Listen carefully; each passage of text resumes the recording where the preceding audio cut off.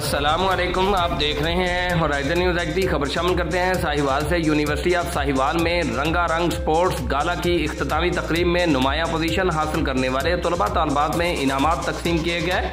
तकरीब के मेहमानान खुसूसी vice chancellor professor doctor Javed Akhtar और पाकिस्तान कबड्डी टीम के साबिक कप्तान शफीक अहमद चिश्ती ने इनामात तकसीम किए।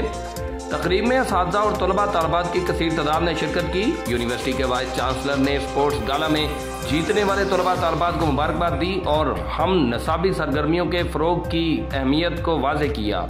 तकरीब में तलबा तालबात ने पाकिस्तान के तमाम सूबों की सकाफत और कल्चर की नुमाइश के लिए परफॉर्म भी किया। Report Rauf Shahzad Jatt, divisional bureau chief Sahiwal, Horizon News HD, Pakistan.